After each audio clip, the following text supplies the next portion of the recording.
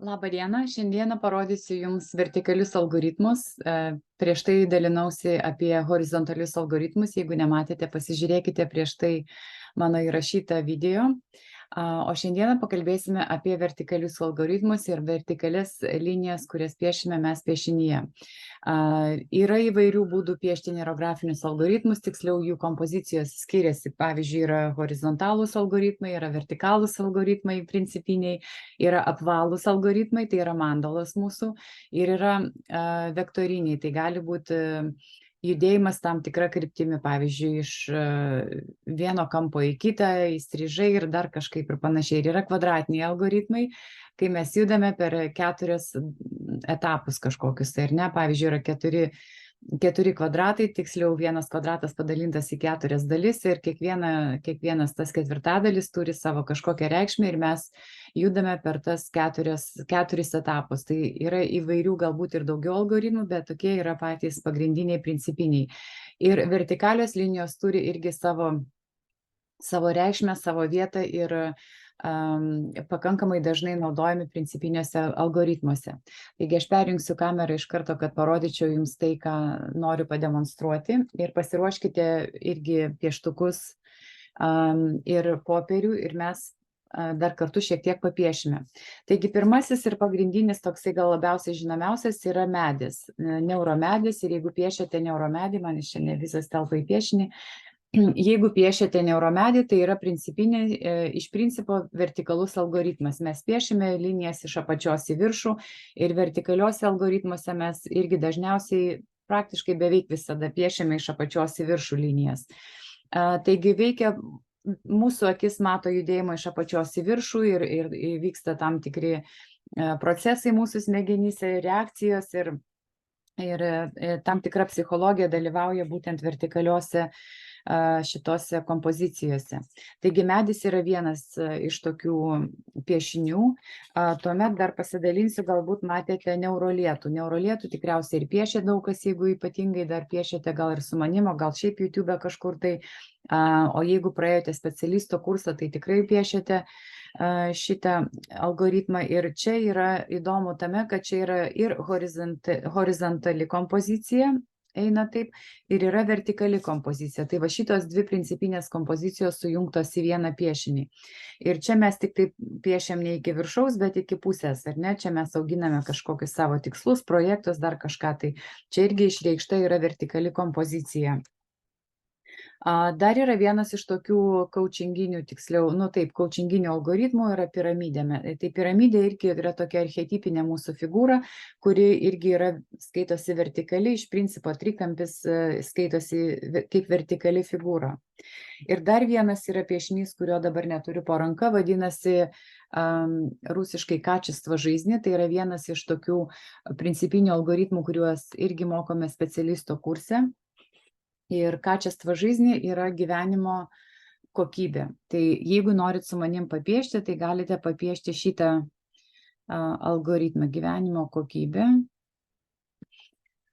Ir iš karto pasakysiu, kad mes nepiešime viso algoritmo nuo pradžios iki pabaigos, nes tai būtų kokia 1,5 valandos darbo.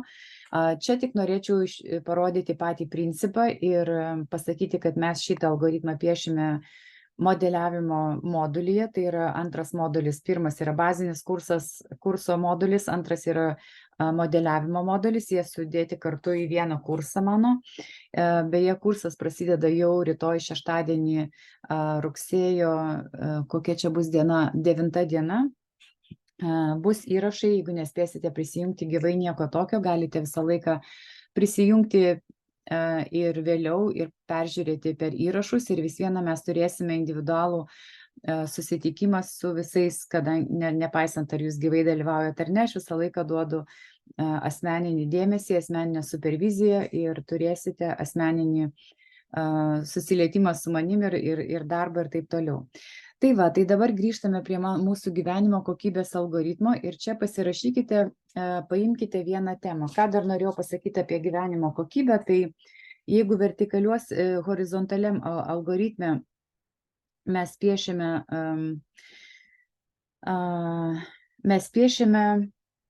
tai, kas mūsų viduje, vidinius procesus, ar ne? Mes piešiame vidinius savo pergyvenimus, kažkokias emocijas, mintis, dar kažkas. Tai yra, dėl to jis skaitosi toks daugiau jiniškas, o ne janiškas algoritmas, jeigu yin-yang imti sistemą. Ir horizontaliuose algoritmuose mes daugiau piešiam tokią resursinę pagalbą, resursinę savo būseną.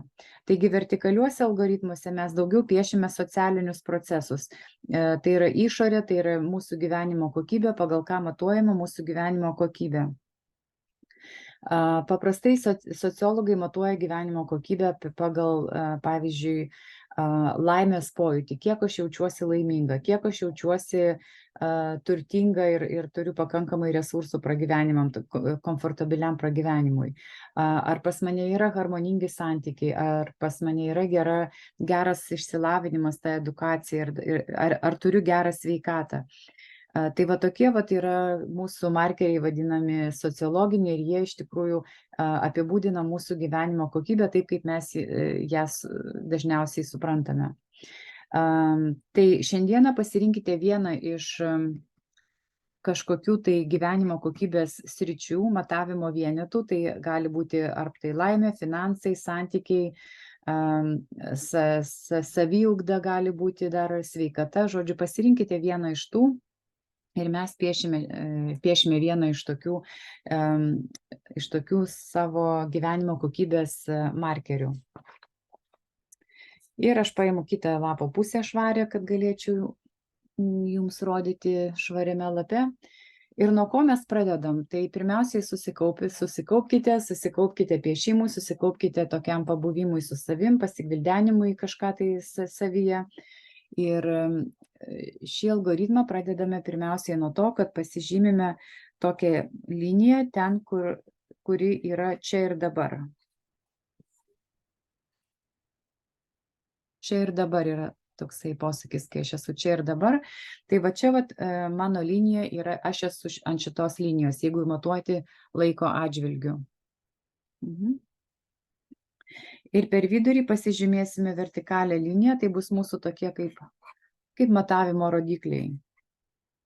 Jeigu čia bus laikas, tiksliau, nesvarbu, čia bus, kur aš esu dabar, galbūt ir laikas bus tada va čia irgi, judėsim laiko perimetre.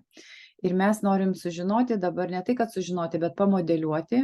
Pirmiausiai padiagnozuosime, kas vyksta dabar ir po to modeliuosime, kaip norėsime, kad aš jausčiaus, koks būtų mano rodiklis tos gerovės gyvenimo kokybės kažkokiam laiko, po kažkokio tai laiko.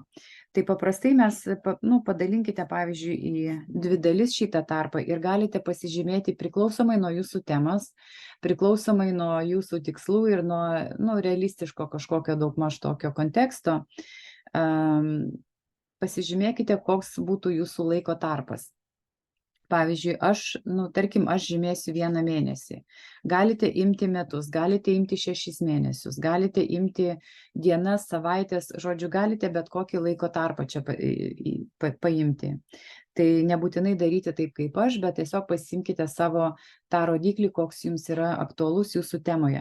Jeigu, pavyzdžiui, norite gauti magistro laipsnį, tai žinoma, nerašysite nei 1 mėnesio, ar galbūt į metus galbūt sutilpsite, galbūt ir ne. Žodžiu, daugmaž pasižiūrėkite, kokią temą. Jeigu ten noriu uždirbti kažkokią ten sumą pinigų, tai pasižiūrėkite vėl, ar tai priklauso nuo kažkokių tai projektų, ar nuo ko tai priklauso. Žodžiu, vėlgi panašiai turėkite minty, noriu surasti gerą darbą, tai taip, geras darbas galbūt jūs surasite ir rytoj, galbūt po mėnesio, galbūt po metų. Vėlgi pasižiūrėkite maždaug, kokia jūsų yra perspektyva ir kaip jūs norėtumėt. Svajoti, aišku, mes nedraudžiam, bet vis viena kažkaip tai dalyvaujam savo svajonėse ateiname su kažkokia patirtim, kuri mums pasako maždaug, kokios yra mūsų galimybės apskritai.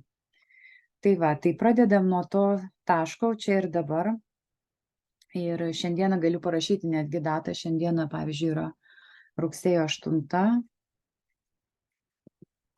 2023. Ir čia būtų tuomet po 1 mėnesio būtų spalio 8. Tai tuomet, jeigu aš padalinau į 2 dar dalis, tai čia būtų apie 1,5 galbūt savaitės kažkur tai. Tai va, tai mano toks yra padalinimas ir mes tą gyvenimo kokybės šitą vieną stratą piešime tik tai vieną šiandieną. Visam pilnam algoritme mes piešiame kokias 3 arba 4 stratas, kurios yra susijusios. Pavyzdžiui, jeigu piešiu, tarkim, aš, sakykime, piešiu savo laimės pojūtį, laimė, ir aš jaučiuosi pakankamai laiminga šiuo metu, bet jeigu tai pasinagrinėčiau, tai yra kažkokių tai niuansų, kažkokių tai procesų mano gyvenime, kurie man neleidžia jaustis pilnai, taip išreikšti savo tą laimę pilnai.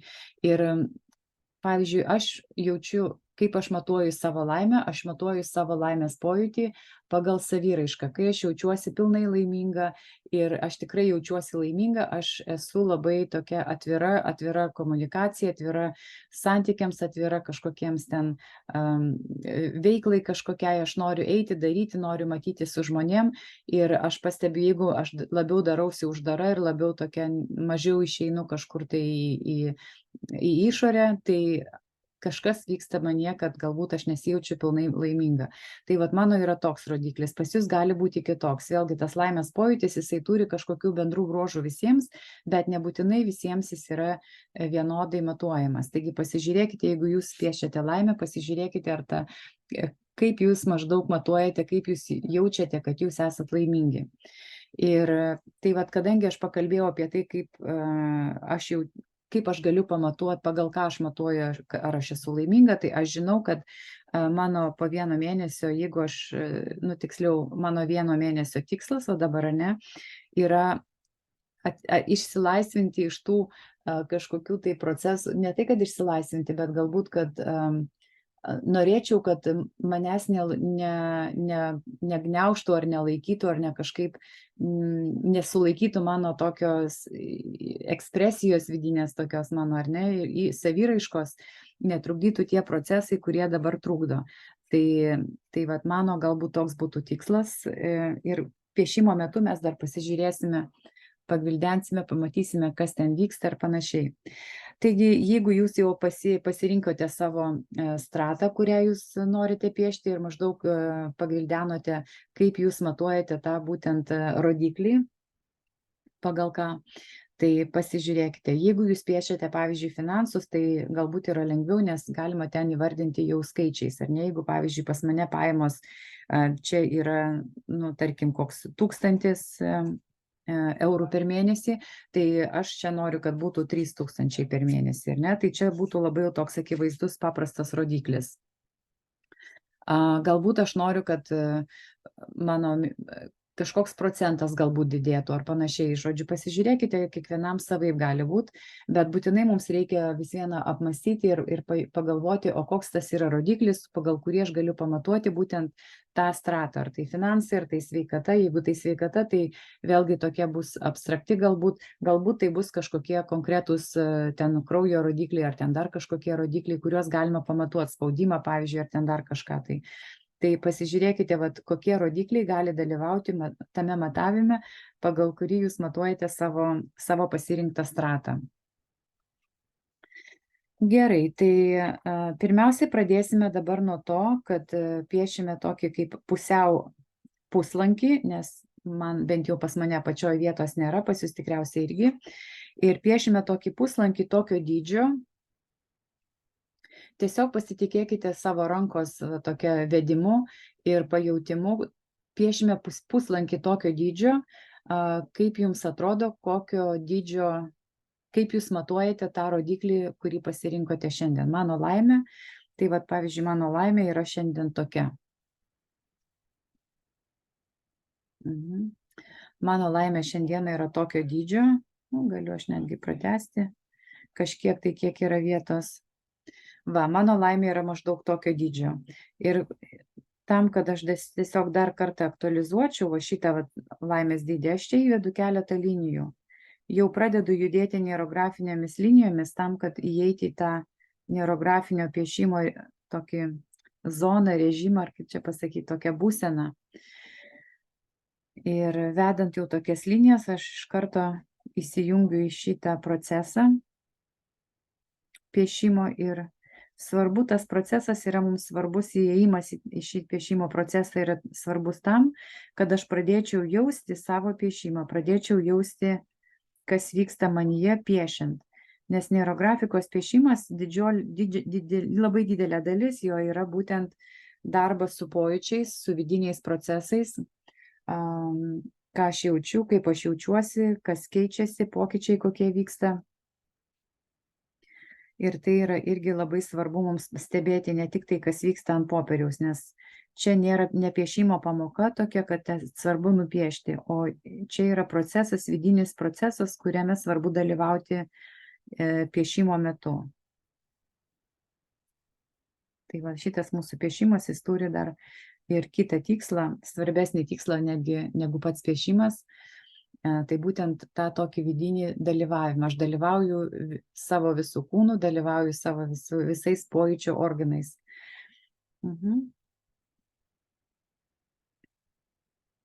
Jeigu kas norite pataisyti, galite pataisyti, padidinti, pamažinti šitą pirminę figūrą. Mes visą laiką galim keisti, žinote šitą jau, ar ne? Ir dabar ką aš dabar darau, žiūrėkite, čia yra daug linijų ir aš paimu kažkokią vieną liniją ir vedu ją į išorę vertikaliai. Neskubu, tiesiog einu, leidžiu rankai judėti neurografinę liniją.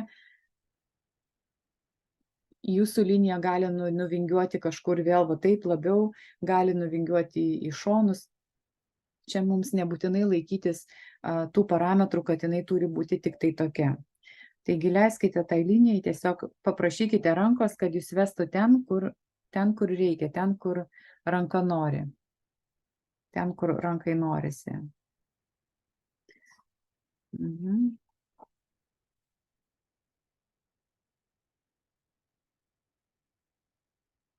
Linijos gali persipinti, kaip žinote.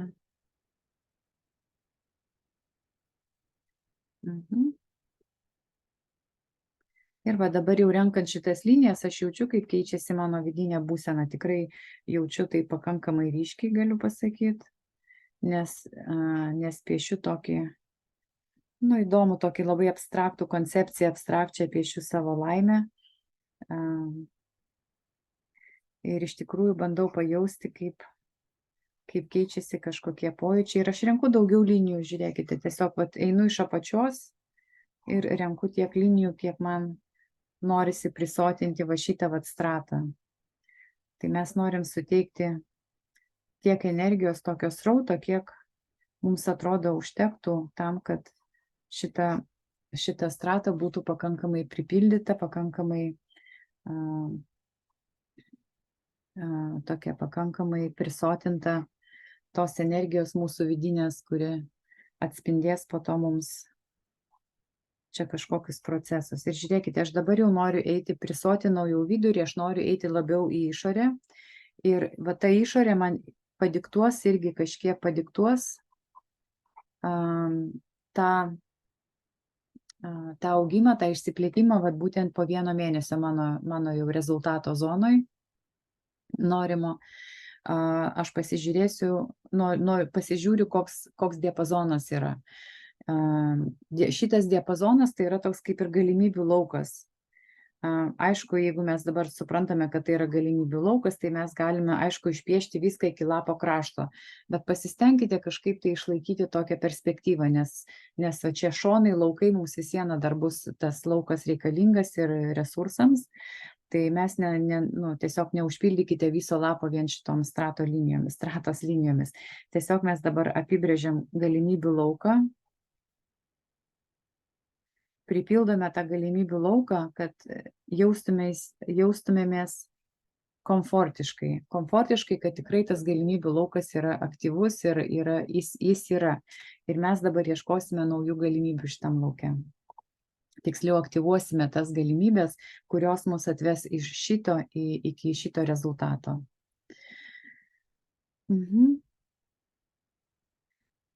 Taip, ir dabar ieškome figūrų tarpiniuose etapuose.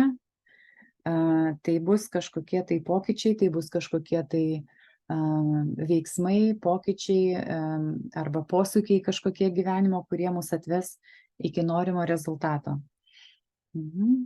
Taigi žiūrėkite, aš ieškau figūrų ir dabar ieškome figūrų, pabandykite ieškoti figūrų ten, kur matosi yra toks susibūrimas linijų. Vat, pavyzdžiui, pas mane čia labai aktyvus taškas, tai vat aš šitam aktyviam taškui suteikiu figūrą, užfiksuoju. Aš tą aktyvumą užfiksuoju, nes tas aktyvumas man padės, tiesiog bus tokia kaip papildoma pagalba. Aš dabar imu visą pagalbą, kokios tik tai galiu aktyvuoti, kokią galiu rasti, kokią galiu pamatyti čia. Iš savo galimybių lauko aš dabar aktyvuoju labai konkrečias galimybės. Nes kai turime tą galimybių lauką, viskas įmanoma, tai tarsi ir nieko neįmanoma, nes tol, kol nepasiimi, tol, kol neaktyvuoji kažko konkretaus, tai tarsi esamos visos galimybės yra nepanaudotos, neišnaudotos. Tai va, mes čia bandom paimti jau konkrečiai, pasinaudoti konkrečiomis galimybėmis. Ir kadangi aš matuoju laimę pagal savo aktyvumą, pagal savo išėjimą į išorę ir bendravimą su žmonėm ir tokį norą dalyvauti visur, norą viską daryti, tai aš iš karto ir galvoju, vadinasi, čia vyks kažkokie tai, galbūt kažkoks bus renginys aktyvus, kur aš eisiu, kur aš galbūt, nebūčiau norėjus nueiti šiaip paprastai, o dabar sudalyvausiu. Galbūt gausiu kažkokį tai staiga pakvietimą dalyvauti kažkur, kur galbūt kitu atveju nebūčiau ir gavusi. Nes kai mes aktyvuojam čia kažką, mes aktyvuojam savo lauke, tai gaunasi toks kaip, žinot, kaip įmetat akmenuką į vandenį ir gaunasi tokios bangelės. Tai vat lygiai taip pat, kai mes kažką savyje aktyvuojame, tokią idėją kažką, tai vat tiesiog tos vibracijos nueina per lauką, nueina per kažkokius ten kanalus, daeina kitų žmonių, kurių mums reikia, ir tie žmonės mums būtent tuomet parašo kažką, tai susisiekia su mumis, ar šiaip kažkokie įvykiai pradeda vystytis, tokie tarsi sinchronistika gaunasi, tokie sinchronistiniai įvykiai. Ir būtent taip mes pasinaudodami, aktyvuodami kažkokius tai resursus čia atnešot, aktyvuoju. Aš suprantu, kad kaip tai galėtų atrodyti. Galbūt bus ir kiti variantai, aš nežinau, bet vienas iš variantų, jeigu aš taip logiškai mąstau, analitiškai bandau pritaikyti, tai pagal mano matavimo vienetus tai turėtų būti kažkokie tai įvykiai ar, žodžiu, kažkokie tai nauji susitikimai, naujų žmonių pažintys arba šiaip išėjimas į žmonės, kažkur dalyvavimas, kažkam aš pasakysiu, taip aš dalyvauju ir aš noriu ten kažką tai daryti, važiuoti ir kažkur tai būti, kur galbūt man nebuvo atėję į galvą arba nebuvo akivaizdu ar nebuvo netgi galimybės tai padaryti. Tai. Ir va čia įdomu, kad du sulipę tokie trikampiai ir tiksliau apskritimai. Įdomu, žodžiu, bus kažkokie tai galbūt susiję du resursai. Tai va. Ir aš paraleliai irgi apvalinu, žiūrėkite, kampučius. Kampučio apvalinimas mums pagražina piešinį, padaro jį labiau užbaigtą, labiau tokį subrendusi piešinį ir labiau nerografišką ir labiau tokį geresnį, švelnesnį, sušvelnina šiek tiek tų susikirtimo linijų kampus, nors ir galbūt tie kampai atrodo nelabai ryškus, bet vis viena mūsų akis pastebi tuos tokius kampučius. Ir mano apvalinimai, žiūrėkit, aš tiesiog vos neprisiliečiu, kadangi piešiu storų flomasterių, tai man jų labai spalvinti nereikia, užtenka tiesiog mažo prisilietimo. Jeigu jūs kažkur išmokote spalvinti labai riebiai, tai pabandykite paapvalinti ne riebiai, ne taip netušuoti ir ten tų linijų, bet pabandyti kitaip, galbūt panašiai kaip aš darau. Jeigu piešiate su labai plonu markeriu kažkokiu tai galbūt jūsų stilistika bus kitokia šiek tiek tų apvalinimų ir pačių linijų. Ir jeigu piešite su labai plonu kažkokiu tai markeriu, tai kartais būna, kad reikia pakartoti tas linijas keletą kartų.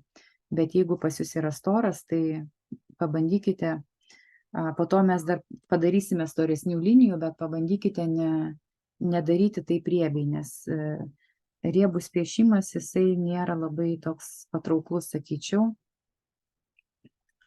Ir po to atrodo kaip vitražiniai langai tokie. Mes čia vitražų, geriau nedaryti vitražinio efekto, nes jisai nėra labai palankus tam, ką mes čia bandome padaryti.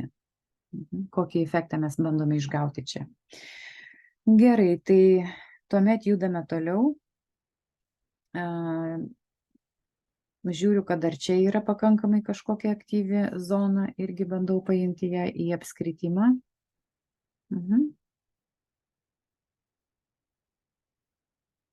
Dar vieną aktyvi zoną. Galime čia mes pasinagrinėti ir vadovauti savo pojūčiais, ar ne? Pavyzdžiui, kairė, dešinė pusė gali turėti skirtingas kažkokias reikšmes ir galbūt jums ateis kažkokia įžvalga iš to irgi. Nebūtina, bet jeigu norite pasigilinti į piešinio savo reikšmes, kažkokią diagnostiką tokią šiek tiek padaryti, tai tikrai galima. Tiesiog galit pakontempliuoti, pamedituoti ties to piešinio ir ateis tikrai kažkokių įžvalgų, kažkokių pamatymų. Tiesiog reikia kantriai pabūti su tuo piešiniu ir pasitikėti savo pojūčiais. Tai va, tai judame toliau. Pas mane va čia irgi tokia aktyvi pakankamai zona. Ir dabar, va, žiūrėkit, kuo daugiau figūrų įpiešėt, tuo daugiau atsiranda dinamikos piešinėje. Dinamika tai yra sąveika tarp figūrų, sąveikavimas. Kai nupiešėme vieną figūrą, tai viena figūra mums tarsi labai mažai pasako. Kai pradedame piešti daugiau figūrų, mes pradedam matyti santykį, proporcijas, santykį.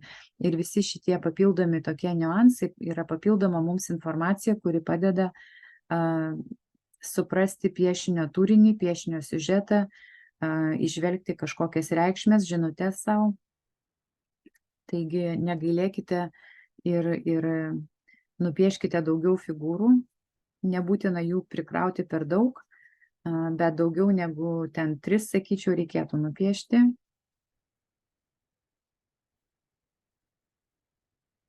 Ir aš kruopščiai apvalinu todėl, kad aš dar duodu savo laiko, papildomą laiko, pabūti būtent su šita figūra, būtent šitoj zonoj, šitoj vietoj, nes aš jau artėju link to rezultato šito.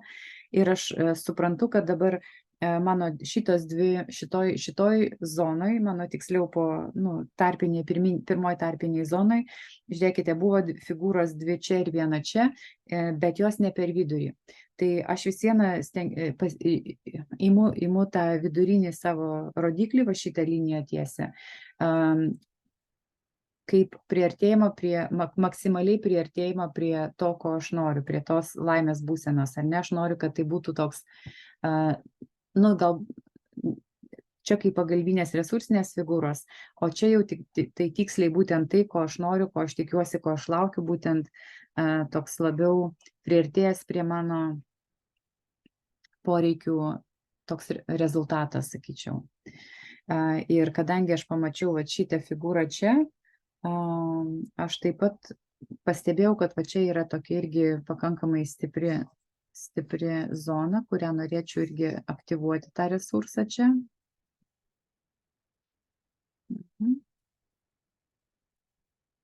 Dar vienas papildomas resursas atsirado irgi dešinėje pusėje.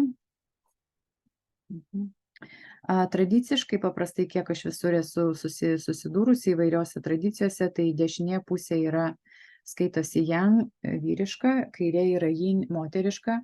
Ir kadangi mes viską suprantame per poliarizaciją tokią, ar ne, vyriška, moteriška, juoda, balta, šilta, šalta ir panašiai, tai yin yang yra būtent tos poliarizacijos toks principas. Tai galima net sakyti, kad dešinė pusė yra yang, tokia daugiau į išorę nukreipta, ryškesnė, vyriška, Jan yra tokia daugiau vidiniai procesai, daugiau kažkokie tai tokie vidinės permainos gali būti. Ir kadangi laimės mano tas rodiklis, nors jis yra sociologinis, vis vienai daugiau yra vidinis suvokimas, kad aš esu laiminga, ar ne, būtent mano pačios. Tai mano ta figūra tokia, kur aš sakiau, artimiausia to, ko aš noriu, vis dėlto yra daugiau pakrypusi į kairę. Ir man tai galbūt duoda tą tokį suvokimą, įžvalgą, kad tas laimės suvokimas, jis man bus daugiau toks vidinis, galbūt rezultatas, vidinis procesas, daugiau negu kad toks išorinis. Nepaisant to, kad tam, kad aš jausčiausi laiminga, vis vienam aš savęs turiu kažkaip išreikšti į išorę, eiti daugiau į išorę, būti daugiau su žmonėm, daugiau matoma, daugiau bendraujanti, tokia saviraiškos kažkokia daugiau.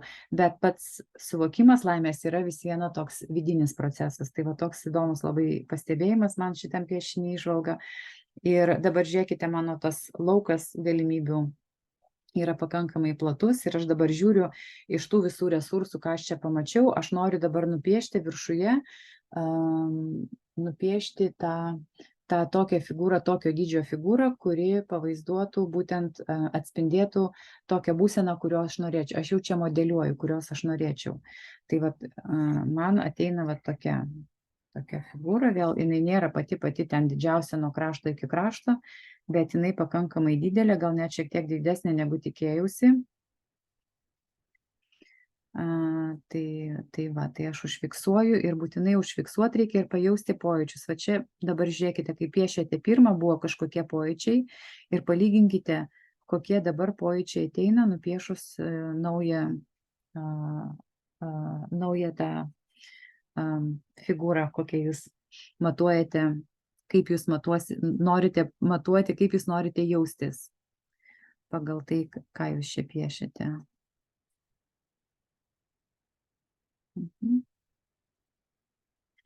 Tai va, tai mano gavosi tokia strata, tokia labai įdomi, iš va tokio, va, išsiplėsti iki tokio, tai man per mėnesį laiko tai yra labai, labai toks didelis rezultatas, sakyčiau, ir įdomu bus po to pažvelgti jau atgal po mėnesio ir pasižiūrėti pagal šitą piešinį, kaip aš iš tikrųjų jausiuosi ir pasižiūrėti, ant kiek atitiko mano piešinys pagal tai, kaip aš jausiuosi tuo metu realiam gyvenime savo. Tai va, bus labai įdomu ir dėkui visoms, kurios su manim piešėte ir toliau pereiname prie spalvojimo. Dar prieš tai, kol pereisim prie spalvojimo, norėjau dar pasakyti porą tokių pastebėjimų, kad aktyvuojame, šiek tiek leidžiam išeiti keletą linijų į išorę, kadangi reikia aktyvuoti foną. Fonas tai yra labai svarbi piešimo dalis ir labai dažnai žmonės pamiršta, kad fonas tai irgi yra neurografinio lauko piešimo, to lauko, kuriame piešiame, irgi dalis ir nepamirškime jį aktyvuoti šiek tiek irgi. Ką reiškia aktyvuoti, tai nupiešti keletą linijų. Jeigu norisi, netgi galima nupiešti keletą figūrų tame irgi lauke, bet aktyvuoti foną irgi labai gerai. Gerai, ir dabar aš pereinu prie spalvojimo. Spalvosime pakankamai greitai ir žiūrėkite, čia nepaisant to, kad mes turime konkrečias figūras, aš siūlyčiau nespalvoti vieno apskritimo vieną spalvą. Ir kas piešite su manim, tai jau labai gerai žinote, kad mes spalva keliaujame, spalva tai yra energija, emocinė energija, mes spalvai leidžiam keliauti. Kaip lava tokia, įsivaizduojat, vat lava teka ir jinai kažkur teka ir mes leidžiam tai lavai tekėti. Tai yra neuždarome tos energijos vienoj kažkokioj zonoj. Nu va, ir dabar nebūtinai turi būti sujungta, bet man taip norėjusi sujungti, aš kažkur dar įdėsiu tos spalvos kitur ir leisiu tai spalvai, vat jinai nori judėti čia. Gerai, tegu juda čia. Ir aš įdėsiu keletą spalvų, mums čia nėra būtinybės užspalvoti visko ir galite tiesiog nuo bet kur pradėti, vat man kažkodėl norisi mėlynos būtent nuo viršaus. Ir mes būtent, ką mes darome, mes kūrėme naujas figūras būtent spalviškai. Čia vadinasi archetipavimas.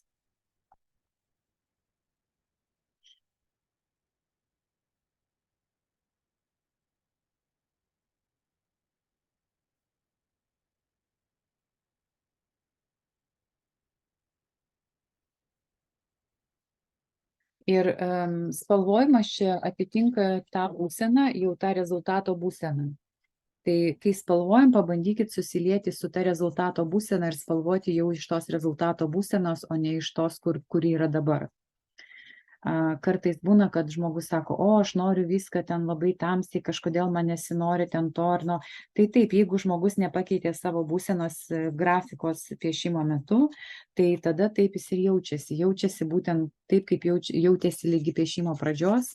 Bet mes jau, kai grafiką piešime, mes turime jau stebėti pokyčius, turime jau su tais pokyčiais juos priimti ir pripažinti, kad kažkas keičiasi, kažkoks siužetas keičiasi, dinamika keičiasi, kažkas keičiasi piešinyje ir keičiasi mumise.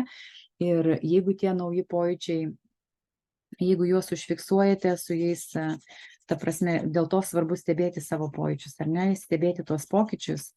Ir po to, kai ateiname į spalvojimą, jau tuomet užfiksuojame tą pasikeitusią būseną, o ne tą, su kuria pradėjome, pavyzdžiui. Ir tuomet pamatysite, kad spalvos bus visai kitokios, norėsis visai kitokių spalvų, kitokių atspalvių, nes spalva tai mums tiesiogiai susisieja su mūsų emocinė būsena. Ir dar įdomu, kad nors yra archetipinės reikšmės spalvų, tai reiškia, archetipinės reiškia, kad yra nustatytos kažkokios tai spalvinės tokios gairės ar ten, reikšmės kažkokios ar negali būti. Bet vis viena kiekvienam žmogui spalva gali rezonuoti individualiai ir kitaip. Tai jeigu, pavyzdžiui, vienam geltona spalva kažkokia gali būti ten išdavystė, ar neatsimenu, dar iš vaikystės sakydavo, o negalima dovanoti geltonų rožių, tai yra išdavystė. Nežinau, kokia ten išdavystė gali būti, kažkas taip sugalvojo, ar ne, bet jeigu kažkam užstrigo pasąmonė būtent tokia reikšmė geltonos spalvos, tai tas žmogus bandys vengti geltonos spalvos dėl to, kad tai gali reikšti išdavystę. Šiaip geltona spalva tai yra aiškumas, pasitikėjimas, jeigu taip pagal archetipinės reikšmės žiūrėti. Ir aš asmeniškai geltoną spalvą labai mėgstu.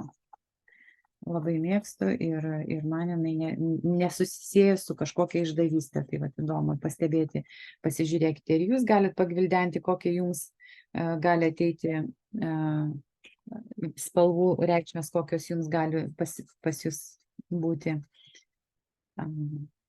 Galima tiesiog pagal pojūčius pamedituoti. Mes laviname intuiciją būtent nerografiniu piešimu ir galite pasikliauti savo intuiciją ir pasižiūrėti, o kągi jums sako būtent tas jūsų intuityvus toks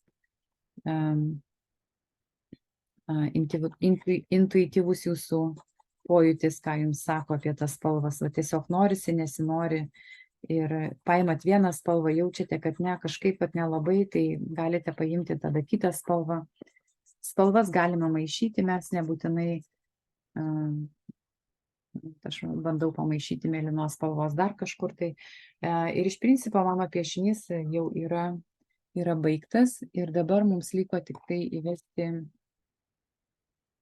lauko liniją. Lauko linija tai tokia tarsi pagrindinė linija, kuris apjungia visą piešinį, yra tokia sinchronizacinė linija, pajungimo linija, ne? Tai žiūrėkit, jinai yra storesnė, aš ją paimu, pravedu keletą sykių, kad jinai tikrai jau matytųsi, kad tai yra kitokio pobūdžio, kitokio braižo linija.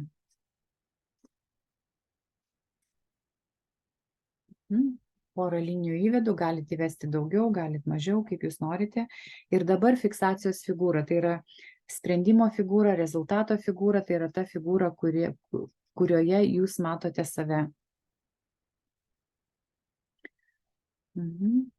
Ir čia neskubėkite, tiesiog leiskite savo vėl pažvelgti į piešinį, pabūti su piešiniu, pavaikščioti akimis, pavaikščioti ranka ir pasižiūrėti, kur akis ir ranka veda link kurios figūros. Ir nors man iš pirmo žvilgsnio norėjusi į šitą figūrą, nes jinai tokia, man atrodė, kaip ir svarbiausia, tai kažkodėl dabar akis nukrypo į šitą figūrą ir aš dabar galvoju, ne tai, kad galvoju, bet bandau sau leisti pajausti intuityviai, leisti pajausti sau tokį, aš šitą vis dėlto figūrą paimsiu ir nukeliausiu iki šitos figūros, nes jos abi man yra reikšmingos, nes man atrodo, kad ta apatinė figūra mane atves iki šitos figūros, iki šito rezultato. Galima fiksuoti daugiau negu vieną figūrą, tam yra irgi kažkokių tokių niuansų. Ir dar primenu, kad tos, kurios nepraėjote kurso, bet norite pasimokyti neurografinio piešimo dar giliau, gražiau, daugiau ir ne tik gražiau ir giliau, bet suprasti, dar giliau suprasti, ką jūs piešite, kodėl jūs piešite. Ir jeigu ypatingai dar jūs piešinys žavi ir norite piešti su kažkuo, su savais ten šeimos nariais ar vaikais ir panašiai, tai tikrai labai svarbu žinoti kažkokius bazinius principus, kurių tokiam piešime aš negaliu visko atskleisti ir negaliu visų niuansų papasakoti ir visų bazinių dalykų išdėstyti. Tai tikiuosi jums patiko, geros dienos, vakaro ir gero savaitgalio ir rašykite klausimus savo dar. Iki.